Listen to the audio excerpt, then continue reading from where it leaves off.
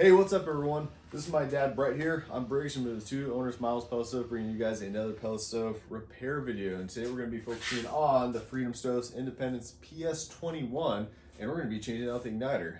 And here it is, son. Yeah, there it is. There it is, right there. Please make sure to like, share, subscribe. Let's get into this stove. Let's do it. All right, let's go. Okay, friends, safety first, as Brett and Briggs always say. Unplug your stove prior to doing any maintenance on your pellet stove. So there's your safety tip. There you go. So with the Freedom Independence stove, it comes with a couple of tools which makes it easy for you at home to fix your pellet stove. So what you'll need today, which comes with the stove, is a 2, a 3, and a 4 millimeter Allen. And then what doesn't come with a stove, which you may need, is a 17 millimeter open end wrench or a crescent wrench. Let's go to work. All right, so let's locate your igniter. So real quick, I'm going to show you guys where it is inside the burn chamber. So with the flame guard removed right here, you're going to notice this tube to the right. So inside here is where your igniter is, with the end right here where it can access the pellets. So judging by that, we know for a fact it's going to be located for access on the right side here. So our plan of action, we're going to be taking off this panel, and in order to do that, we also got to take off the top panel up here so we can reach all the bolts needed. So you're going to take your 3 millimeter Allen wrench, and you're going to remove the 4 bolts on each of the corners on top of the stove. And for quicker purposes, I'm using a impact here. In your kit, it comes with the manual ones, and so you can freely use those as well, and they'll work too. But once you have all those screws done, you take off the panel, put it off to the side, and then now we can access everything for this right side panel. So you're going to have a bolt here that you have to loosen, and you're going to have 2 in the back. Now the 2 in the back here are going to be the 4 millimeter, so it's going to be a bigger one.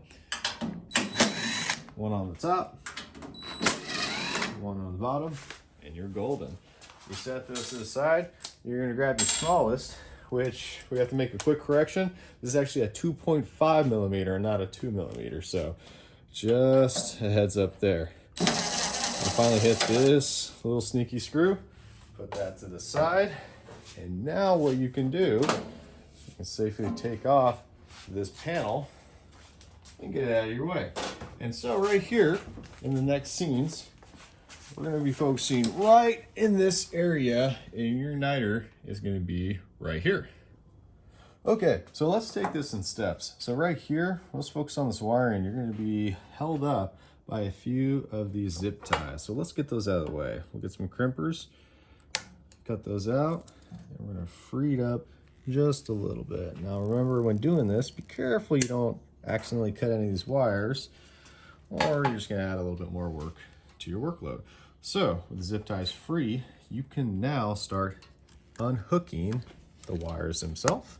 Just pull apart like that, and same thing here, as so. Little elbow grease, but I believe in you folks, you can do it. Also right here, you're going to take this air tube, you're going to shimmy that off and put that to the side just as so. So right here, you're going to take your 4 millimeter. We're going to be focusing on this bracket now. And you're slowly taking these bolts out. There we go. Yeah, it's kind of nice, you know, with when people buy this particular stove, if they like it. It comes with some handy tools that you can keep in the plastic bag. So at home, you've got the tools.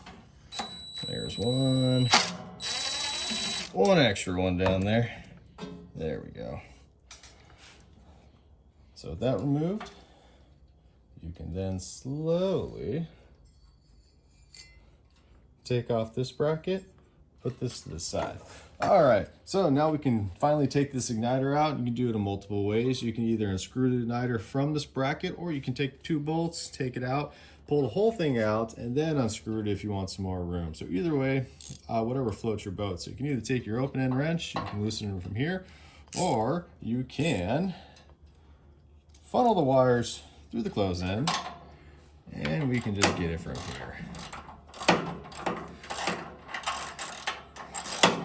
And so sometimes it likes free hand threading it nicely for parts. Sometimes it gets tighter, and so I like just to leave a wrench on there because you just don't know what you're going to get. But either way, just nicely doing this.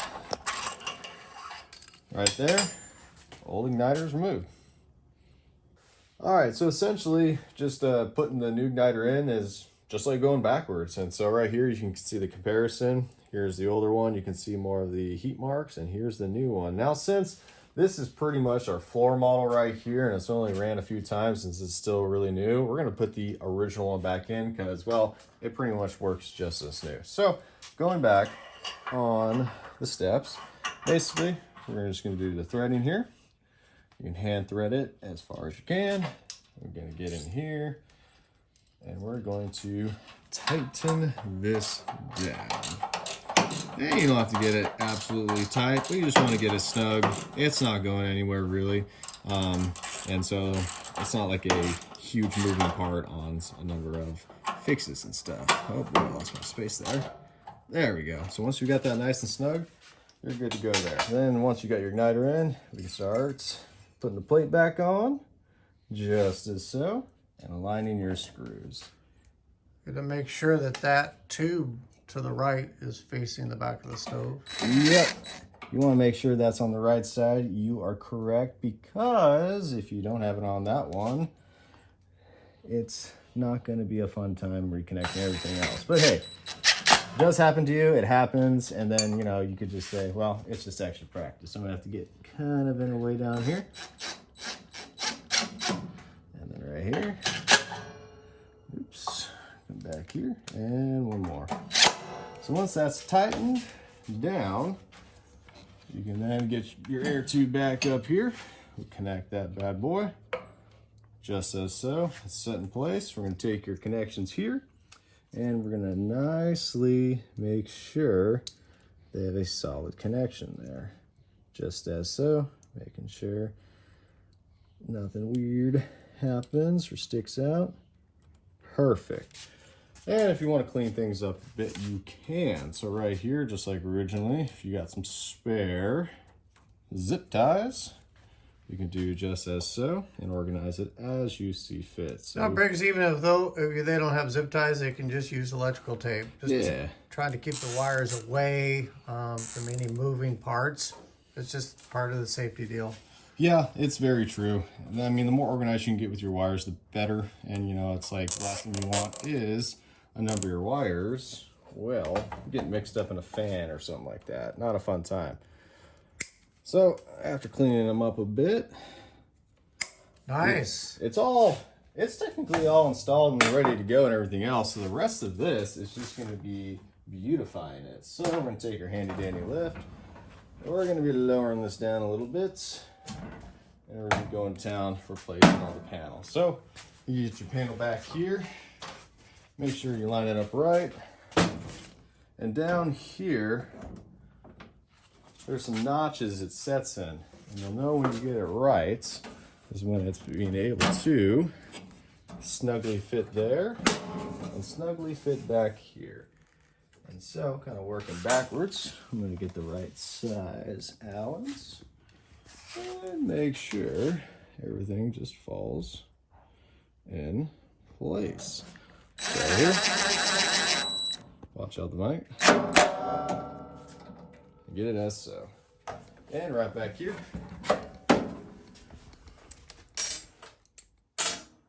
replace its 4 millimeters. Install it right there. And over here. And your side's done. And then finally, we're going to get that top piece. Get the parts, tools all set. And you're going to gently place it on top as so. And line up those screw holes. I'm going to lower this down because this is a little bit of a taller standing stove, especially on a lift as so. I'm going to go around Make sure things are lined up all right. Or just set in place for now. And that's gently going around. And pre-threading them. Just making sure they fit first before I tighten it down. And so you don't have to tighten and crank them down. You just want to snugly get a good tight fit. Snug fit, I should say. And so it's safely secure on there. And you're also able to keep all your stuff lined up. So right then and there, it's all installed. All right, everyone, that's it. Hopefully this video's been helpful in changing out your igniter. And, well, you got any last words? Holy mackerel, this is so far a pretty good stove. And we're going to be doing some more repair videos on it. But most importantly, an overall review to see if this is the right stove for you, your friends, or your family. Thanks for tuning in. We'll see you next time. Thanks, guys. See you around.